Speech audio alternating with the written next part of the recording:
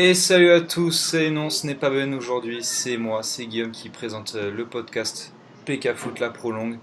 Pour cette 5e émission, je suis toujours avec Mounir et on sera heureux de débriefer sur toutes les compétitions qu'il y a à l'ordre du jour. 5e émission du podcast, c'est parti.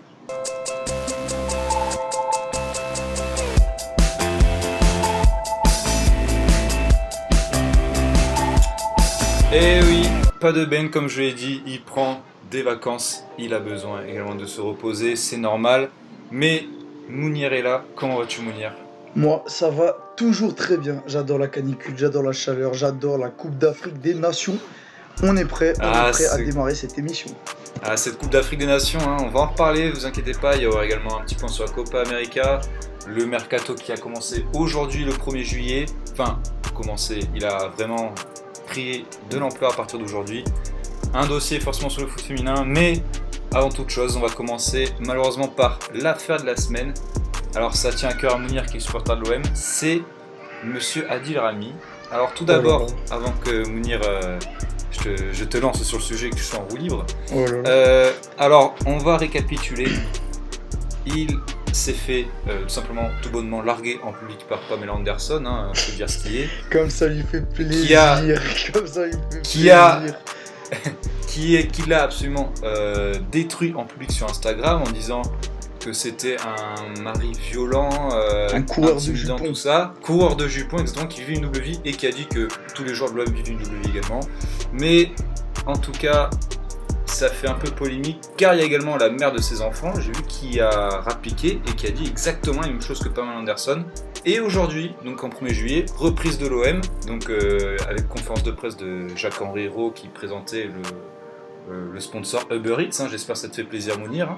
Bah oui, j'adore. Moi qui suis un grand utilisateur d'Uber Eats quand je pars en voyage, c'est un sponsor qui... Merci l'OM. Droit au but. Merci, droit au but. Tout ce qu'on aime. Et il n'était pas à la reprise, tout simplement parce qu'il serait, en tout cas pour un entretien qui pourrait aller jusqu'au licenciement, donc pour faute grave.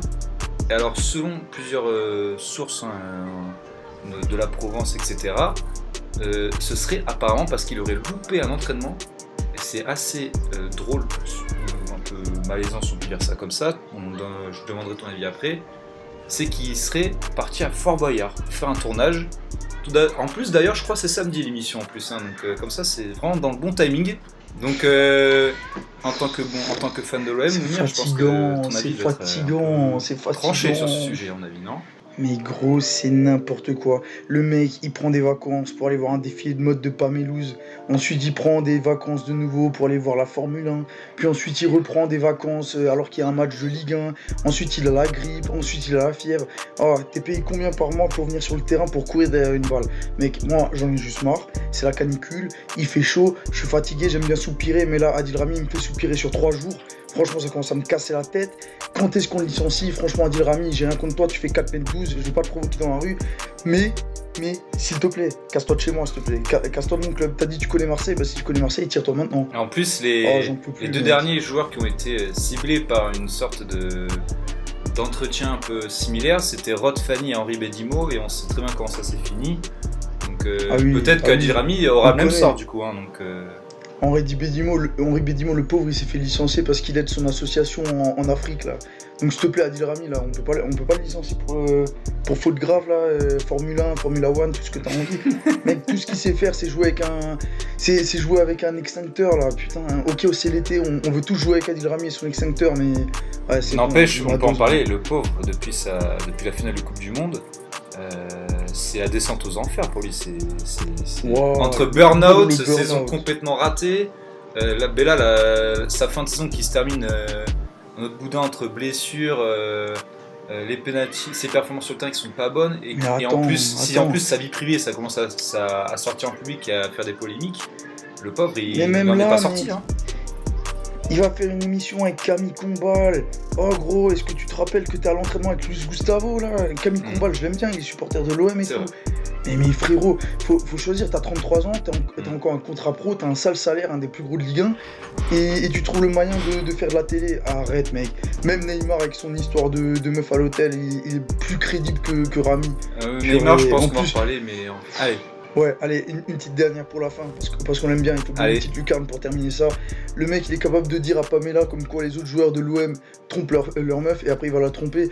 Mec, comment tu veux stopper la vague des ménards trash sur Twitter c'est quand vrai. t'entends ça? En Allez, plus, vas-y, il tu me était, saoules frérot avec ta moustache en là, plus, il limite était c'est le Mario. ambassadeur d'une association contre les violences conjugales.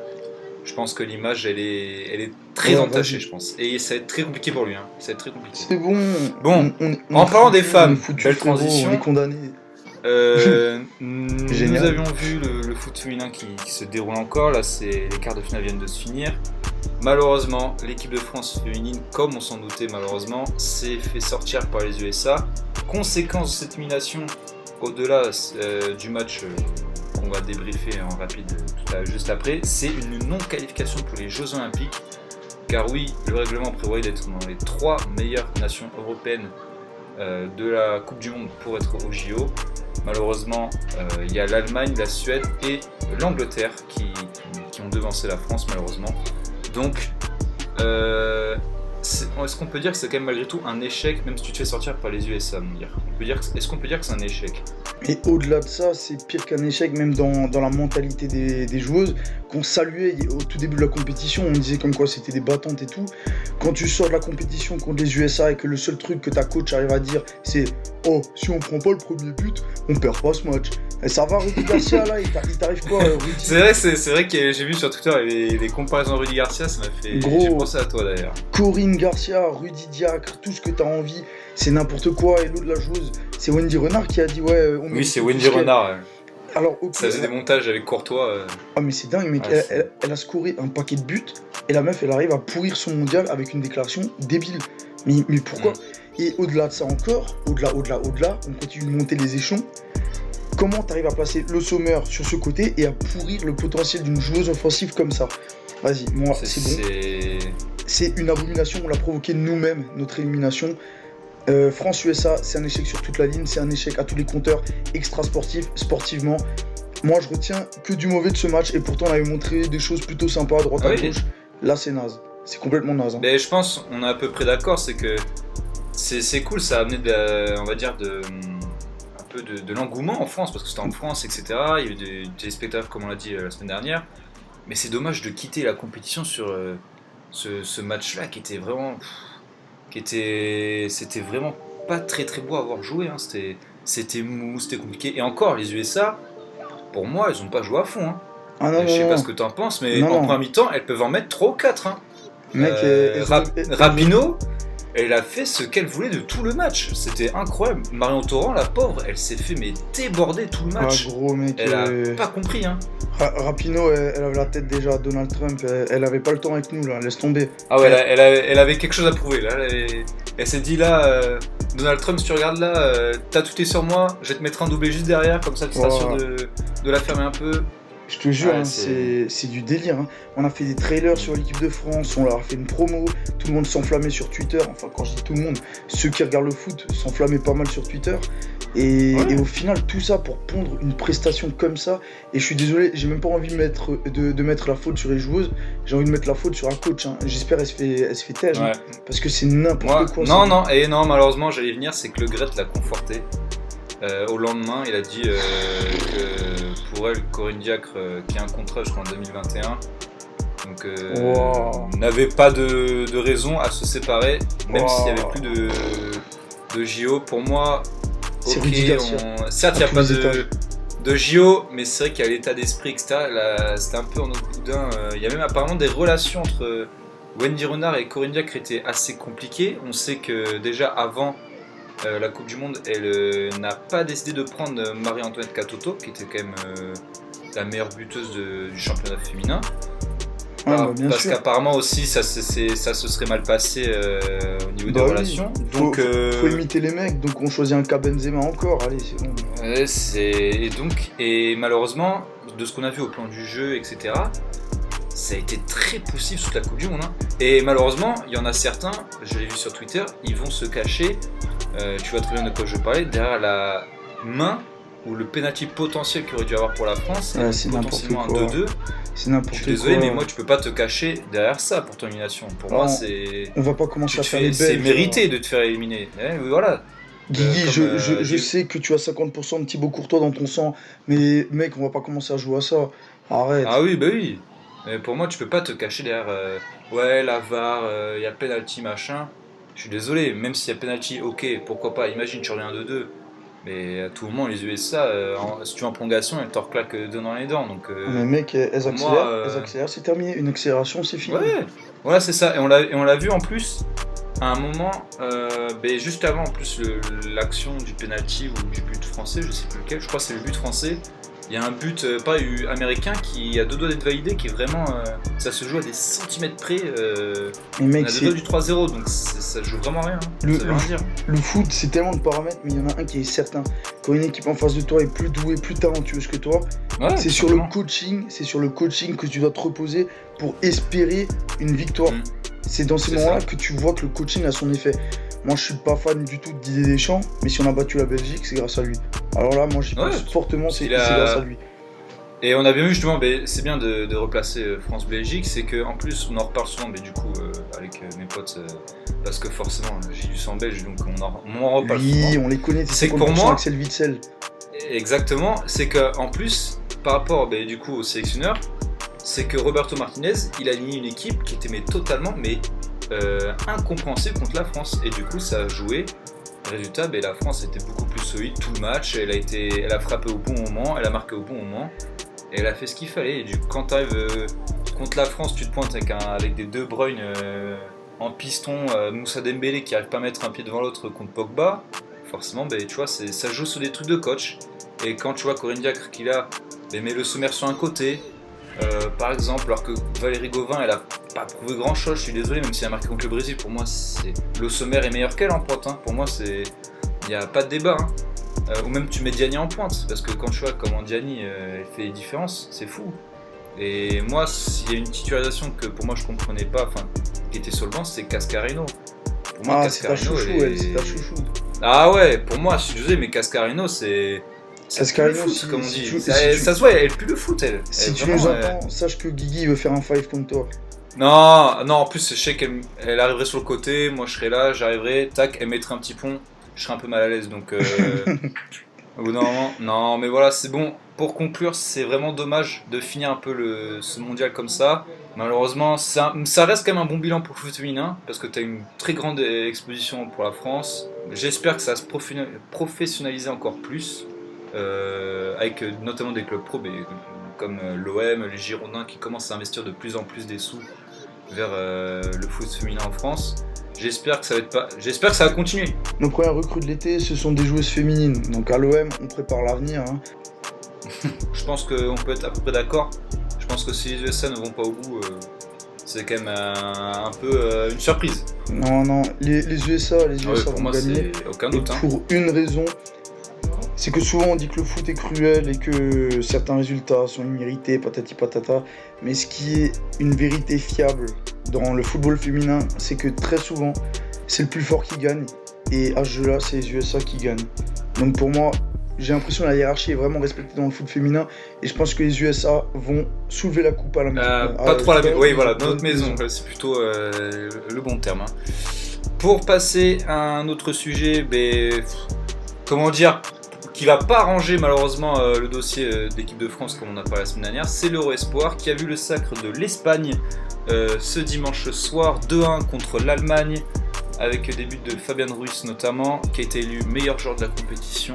L'Espagne qui avait pourtant très mal débuté son Euro Espoir avec une défaite contre l'Italie mais qui a dominé l'Allemagne qui n'avait pas perdu un match de la compétition et qui avait surtout fait une remontada en demi. Je pense qu'il n'y a aucun doute pour moi, pour le vainqueur, pour regarder les matchs, l'Espagne, terre de foot, terre de formation. On peut rien faire contre ça. On peut rien faire contre meilleur ça. d'Europe. C'est une machine à fabriquer des talents, des petits Isco, des petits Ceballos, des petits tout qui deviennent des grands. Donc du coup pour moi l'Espagne, comme d'habitude, ils ont les meilleurs jeunes. Après on peut dire ce qu'on veut, la France aussi, ils ont des générations qui C'est ça, qui ont c'est tout la explosé. France avait une belle génération, mais malheureusement le match contre l'Italie en demi, l'Italie Voilà. a mangé la France. La différence était vraiment incroyable. Hein. Il y avait une vraie différence de Leur niveau. petit Chiesa, le petit Chiesa. Wow. Ouais, le petit Chiesa en Italie. Donc, Le Chiesa, mec, c'est un cocktail sur la plage c'est ça. dans cette Et Eurosport. l'équipe allemande, Incroyable. qui avait une équipe qui était assez solide, etc., ils avaient vraiment en pointe, ils avaient Richter et Waldschmidt de Fribourg, qui était vraiment, qui a mis 7 buts dans la compétition, Gianluca Waldschmidt. Vraiment un vrai attaquant de pointe, artisan notamment la remontada en demi contre la Roumanie. Donc en plus qui a permis de révéler du coup une section roumaine, hein, vraiment un petit pays de foot qui arrive, Ah, voilà, mais qui la compte des Roumanie, Yanis il se développe, Hadji, des George Puskas, de légendes, hein, on peut dire de fils de légende. Hein. Donc La vraiment Roumanie, il se développe. Hein. c'est ça, donc c'est toujours assez plaisant un peu de voir ces petites surprises. Il y avait l'Autriche, il y avait la Serbie aussi qui était là, donc c'est cool de voir des pays qui sont, on va dire, moins cotés, on va dire, niveau foot, par rapport, parce que parmi les absents, il y avait le Portugal, hein, notamment, il y avait le Portugal qui n'était pas là, entre autres. Donc c'est toujours bien d'avoir un peu de changement, mais vraiment la logique était respectée. Et puis vraiment, parmi l'équipe d'Espagne, c'était un régal à l'avoir joué. Oyarzabal, Fabien Ruiz, Ceballos, Borja Mayoral, c'était un régal de les voir jouer, donc titre amplement mérité. Le foot est récompensé dans cette compétition. C'est ça qu'on a Moi, envie de dire. je me dis que la Roumanie pourrait peut-être devenir la nouvelle Croatie du football dans les années qui viennent. Pourquoi pas, Et, c'est un et pari à devenir, tenter. et devenir le vivier que les autres clubs vont exploiter en cherchant des petites pépites à droite à gauche. Là. Ouais, Moi, pourquoi pas. je le sens bien, la Roumanie commence à sortir quelque chose d'incroyable.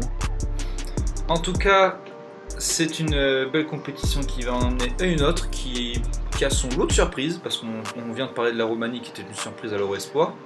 Et Ah. voilà, on va partir en Afrique. Et là, il y a une sacrée surprise.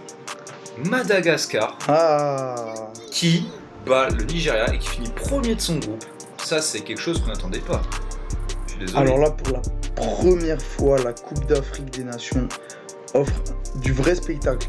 D'habitude, on a des gardiens là qui sautent sur les fesses, qui rebondissent à chaque but. Là, cette fois, mec, on a du vrai spectacle. Je suis choqué. J'apprécie cette CAN, mais comme je l'ai jamais appréciée. Elle est géniale. Elle est rafraîchissante. Alors que tu vois, la pelouse est en train de brûler, mais elle est rafraîchissante. Elle est super. Non, c'est En en cette plus, CAN, en je plus la on connaît surkiffe. on peut dire les défauts de la CAN, hein, niveau organisation, etc. Et à chaque Ah, bien édition, sûr. il y a son lot de polémique au niveau de l'organisation, j'ai l'impression. Toujours des joueurs Bien en sûr, grève quand- 2 jours avant le truc, mais là, Joueurs en grève. cette année, c'est vraiment. Ceux qui jettent du sel à côté des buts, là. Ah ouais, mais ça, c'est toujours comme ça. Et l'Afrique, c'est toujours. La CAN, c'est toujours son lot de surprises, son lot de what the fuck, on peut dire. C'est ça qu'on aime aussi, c'est ça qu'on aime un peu. Ah, clairement, encore plus quand l'Algérie fait cette performance et tout ce qui va avec. Premier de d'abord, son on va parler groupe, des très Malgaches. solide. D'abord les Malgaches, on va pas les zapper, on a commencé avec eux.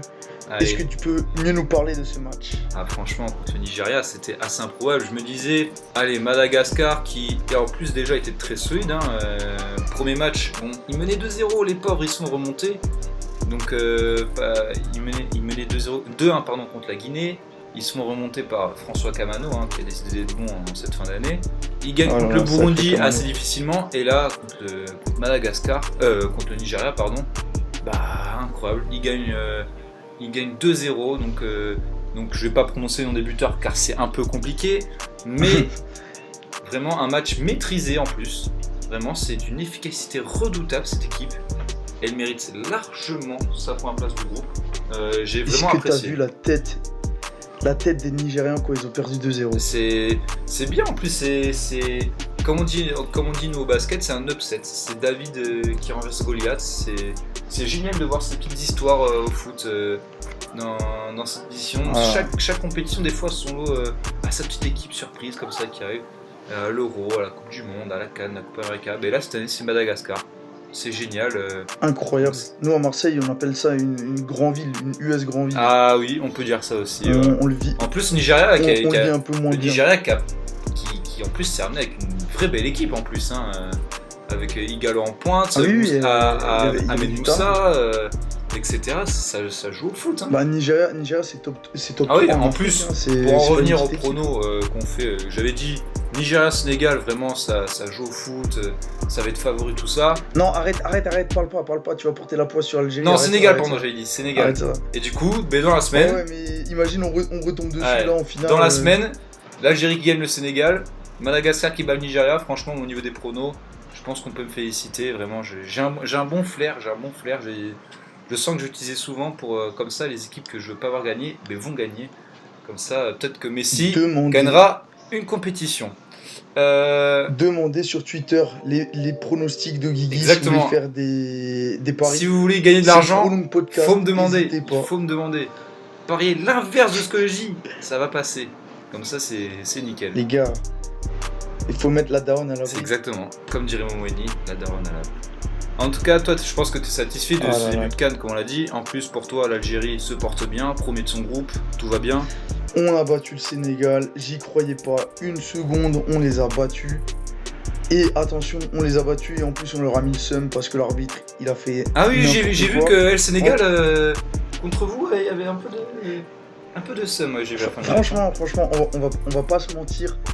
Il y a des choses qui devaient être sifflées. Ça se voit que l'arbitre a pas voulu prendre de risque, je sais pas pourquoi, mais il a pas voulu prendre de risque. Devait y avoir au moins un penalty sifflé pour le Sénégal. Moi, je vais pas cracher dans la soupe. Je prends tout ce qu'il y a à prendre. Belaïli, en plus, il est génial. Il a fait un super match dans cette rencontre. En soi, l'Algérie a fait un match solide. Ils se sont bien battus, ils y sont allés. Pour une fois, la défense a pas été dégueu. Très solide, même s'ils mettaient des coups derrière. Ah, la défense était vraiment bonne pour une fois. Et pourtant, je te garantis, pour avoir vu beaucoup de matchs de l'Algérie, d'habitude c'est atroce, c'est horrible, on dirait un five, c'est nul, c'est zéro. Mec, ça fait des roulettes devant Raïs Mboli, il a ses yeux qui sortent, ils font le tour de sa tête. Oh, mec, ça fait... Des fois même Raïs Mboli, il essaie de caler des petits ponts. Arrête, mec, t'as 50 ans, arrête. En tout cas... Mais là, c'était très bon, très bon. En tout cas, en 8ème, vous risquez de rencontrer donc, soit la RDC, soit la Guinée, j'ai vu. Donc le 3ème du groupe A ou B. Je pense que vous pouvez vous avancer sur un moins quart, dernier carré, je pense. Peut-être sans parler d'aller au bout, mais au moins un quart de finale de demi-finale, c'est largement jouable, je pense, pour l'Algérie.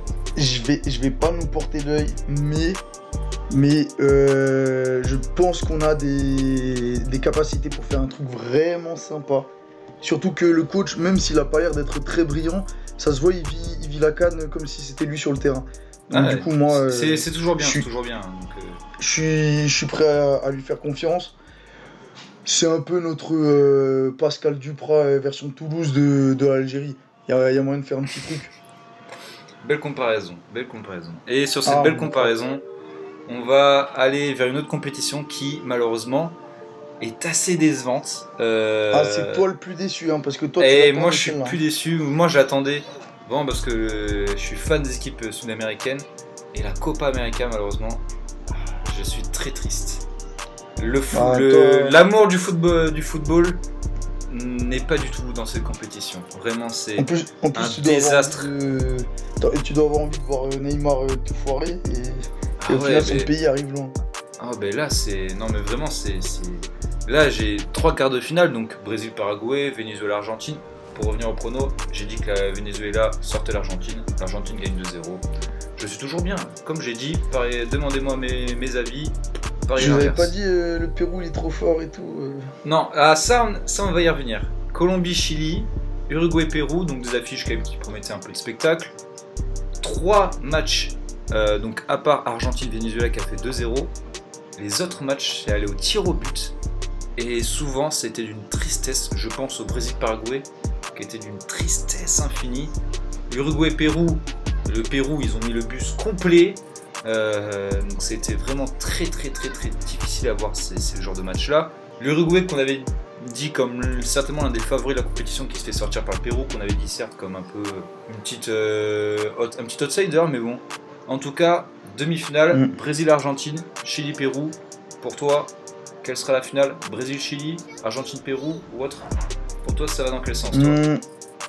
On va miser sur un... Parce que l'Argentine, d'un seul coup, ils sont vernis, là. Ils ont plein de chance. Ah ben... Messi arrive à jouer avec Lautaro Martinez. C'est une bénédiction, là.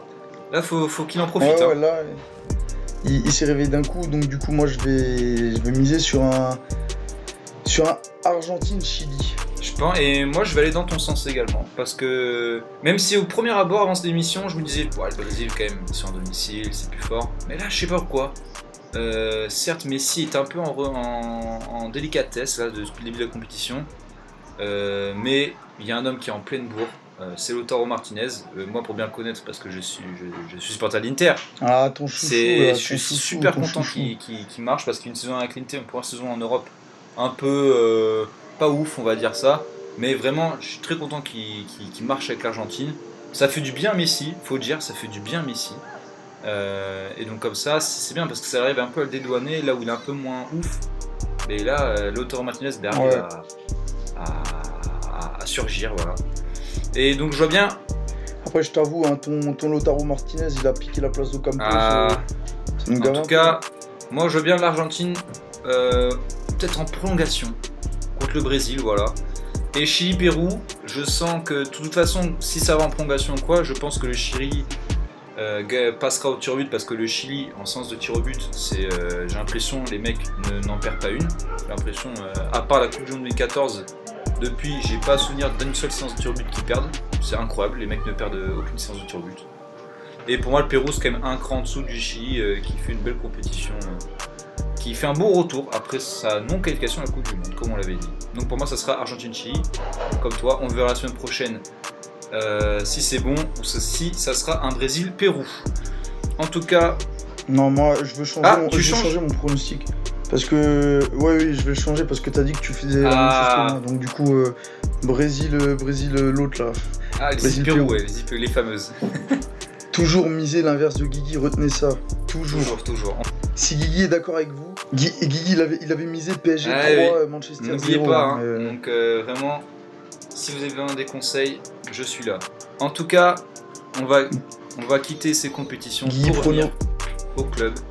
C'est le point mercato, voilà. Le mercato n'a pas officiellement commencé aujourd'hui, il me semble. Il a commencé depuis début juin, mais depuis le 1er juillet. Donc aujourd'hui, ça s'emballe un peu plus parce qu'il y a des clauses qui sautent, il y a des joueurs qui sont libres, donc ça s'emballe un peu. Donc on va commencer par la France. Parmi les infos en vrac que j'ai en France, donc on sait que Lyon a signé un milieu brésilien qui s'appelle Jean Lucas. Dédicace à toi, Ben. Exactement, on pense à lui. Lille qui signe Timothée Weah. Au niveau du PSG, ben là c'est la débandade complète. Herrera et Sarabia qui arrivent. Nkunku qui devrait faire ses affaires à Comment ça, Leipzig. débandade Herrera, c'est génial pour le PSG. Rabiot, Alves, Buffon qui s'en vont officiellement. Neymar, Sekeda pas, on ne sait pas. Mais pour l'instant, ça a l'air d'être très très mal parti pour qu'il reste. Hein. Même si, pour moi, je vois pas quel club peut se l'offrir, mais le problème, c'est ce que réclame le PSG, mec. C'est ça. Ils se blessent 6 mois dans l'année, ils en demandent le double de ce qu'ils ont acheté. Il faut arrêter les conneries.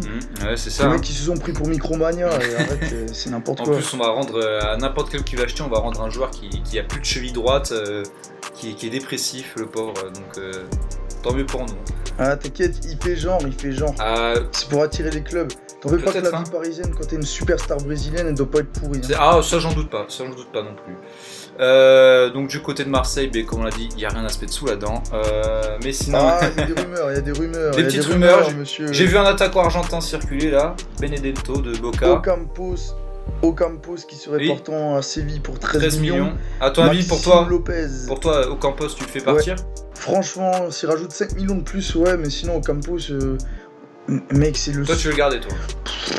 Tu m'aurais dit on le vend l'année dernière, j'aurais dit oui. Mais là, c'est le seul à avoir fait une saison normale à Marseille. Tu vas virer le seul qui a joué normalement. Alors que là, on est un club, on essaie de se rebâtir. On a 30 millions de déficit à rembourser. Et tu veux lâcher le seul qui a une valeur marchande normale et qui joue normalement. La seule valeur sûre. Arrête. Rajoute 5 millions et je te le donne. Mais sinon, non, arrête. Ok. Après, parmi les autres points mercato, donc du coup, Rabiot officialisé à la Juventus avec Aaron Ramsey. La Juventus qui vraiment flaire toujours les bons coups à 0€ mercato, c'est incroyable. Ils ont un flair incroyable pour trouver les joueurs à 0€. Donc, trop fort. Emre Can, Andrea Pirlo, Kingsley Coman aussi, parmi les joueurs qui sont arrivés comme ça gratuits. Là, tu récupères 2 milieux de terrain. Emre Can. Sachant qu'on sait que Khedira et Matuidi, c'est un peu en instance de départ, donc. Sérieusement ? Vraiment. Matuidi moins, mais Khedira, ça. J'allais dire, Matuidi, il a l'air vachement bien. Ouais, mais vu que c'est pas Allegri, etc., vu que c'est Sarri qui arrive, peut-être qu'il y a des 2-3 rumeurs, mais c'est plus sur Khedira qui risque de partir. Hein. C'est plus Khedira qui qui risque de sauter parce que le pauvre, il a en plus eu des problèmes de santé qui ne pourra pas rajouter à ça. Donc en tout cas, voilà. Sinon aussi, pour penser aux supporters du Real, Kovacic s'en va. Il signe définitivement à Chelsea. Sérieux? On en a parlé même d'un retour à l'Inter, mais il signe définitivement à Chelsea. Ouais, en plus, C'est bizarre je pensais qu'avec le retour de Zidane, avec les mauvaises saisons de Kroos, etc., ou même Modric sur le terrain, je me disais mais peut-être ça va faire confiance à Kovacic, Ceballos, tous ces petits jeunes. Ah non, laisse tomber, Zizou il a ses... Et au final, Llorente, Kovacic qui partent.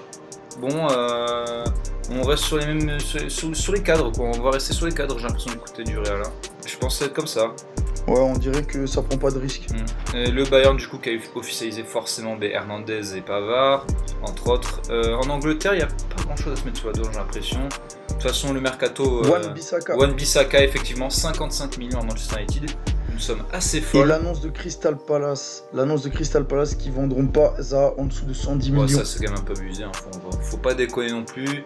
Certes, il sait faire des dribbles, tout ça, mais 110 millions, bon, je pense que toi comme moi.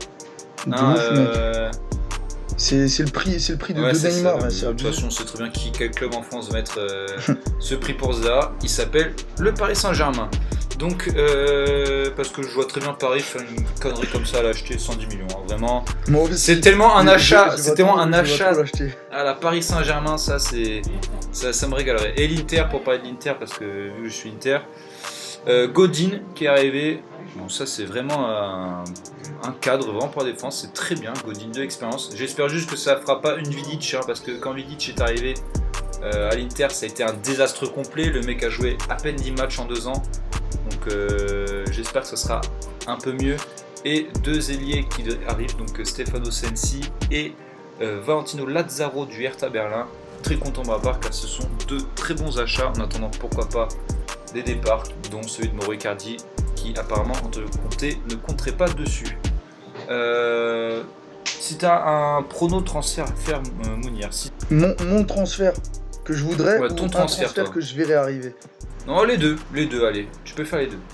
Ok, un que je voudrais, ça serait un joueur, on va dire, niveau départ, un départ de Sanson pour 40 millions à West Ham, ça serait bien ça serait vraiment sympa. Ça vous ferait du bien à Marseille, hein. Ça vraiment. Ça serait vraiment top. Et niveau arrivée, un truc que je voudrais bien voir, j'aurais bien dit Savani à l'OM, mais il a rejoint Montpellier. Ouais, oui, justement, Savani, effectivement, on a oublié d'en parler. Savani qui a rejoint Montpellier. Ouais. Un transfert que je voudrais, ça serait le joueur là, du stade de Reims que j'avais adoré. Oudin à l'OM, ça c'est ce que je voudrais. En plus, apparemment, j'ai vu qu'il y avait une ou deux rumeurs dessus. J'étais là, le petit Mounir qui on connaît la chanson. Rumeur à l'OM, transfert à l'OL, n'est-ce pas mon petit Ben?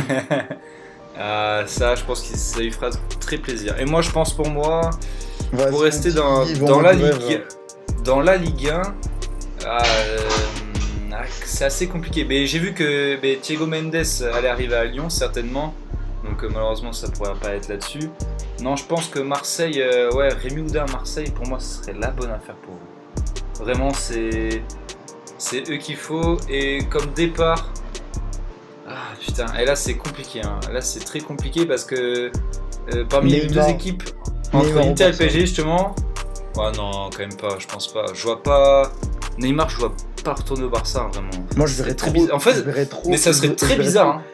Manchester mettre le paquet sur Neymar, ça serait trop bien. Ça par contre, ça serait incroyable. Hein. Non, en vrai, moi je pense. C'est compliqué. Non, en vrai, parce que je pense ça peut arriver ce mercato-là. Icardi à Atlético. Je pense que ça peut arriver. Parce que avec Griezmann qui va peut-être partir, Diego Costa, etc. À mon avis, Icardi, il peut partir à Atlético pour moi. Et je pense que c'est un joueur que Diego Simeone rêverait d'avoir. En plus, quand tu vois les tutos Marseille qui disent que pour 20 millions et Germain, on peut avoir Icardi, je pense qu'il est dans les finances. Ah ouais, ça c'était il y a 2-3 ans. Il est dans les finances de l'Atlético Madrid. Ça peut se jouer. Ouais, je pense, mais de toute façon, Icardi, il partira pas en dessous de au moins 4 ans. Et Griezmann au PSG ou non? Griezmann au PSG, mais si tu vends pas Neymar, ça sert à rien de l'avoir. Ou alors t'arrives à vendre Parce que là, le Barça, ils ont dit qu'ils avaient pas lâché Griezmann. Donc hein. Griezmann, n'empêche, il a annoncé son départ, etc. Mais c'est quand même d'être très mal embarqué pour lui, le pauvre. Donc on verra, on fera un point. En tout cas, voilà pour ces petites infos mercato. J'espère que ça vous a plu, j'espère que ça t'a plu, Mounir, cette nouvelle émission. Ah, toujours, même si mon petit Benito me manque. Il sera de retour certainement la semaine prochaine, hein, je pense. Sauf s'il décide de prendre Qu'est-ce qu'on ferait sans... je pense que Ben sera Qu'est-ce là. qu'on ferait sans la voix sexy et suave de l'émission? Ah oui, ce présentateur qui est bien meilleur que moi, je pense. En tout cas... Ah mec, t'imagines même pas, t'as pas vu tout le courrier de fans qu'on reçoit? Ah ouais, c'est abusé. Elles le veulent toutes. Elles le veulent toutes, c'est pas possible. Hein. En plus, il me permet de me tacler sur le permis. Ça me fait très plaisir, donc vraiment... C'est dingue. Voilà. Lui reçoit du courrier de fans, Guigui reçoit des réductions tacos, et moi que dalle. Ouais, toujours. Mais sinon, pour conclure cette émission, en tout cas, il y aura toujours la CAN qui va se terminer, qui battra son plein. La Copa América on débriefera à la fin, puisque les demi-finales sont mercredi et jeudi, et la finale donc dimanche. On espère que notre prono sera bon, en tout cas soit celui de Mounir, soit le mien. On fera le point là-dessus. Et voilà, toujours le mercato qui sera un peu plus emballé, comme ça. En tout cas, n'hésitez pas à vous abonner aux chaînes YouTube et SoundCloud, à suivre nos comptes Twitter et nos comptes perso respectifs, hein, au cas où si jamais vous voulez un peu voir nos TL et discuter avec nous. N'hésitez pas. Voilà, je pense que c'est ça. On a tellement moins de talent que Ben pour les conclusions. Le mot de la fin, 1, 2, 3, viva l'Algérie. Ciao à tous. Ciao tout le monde.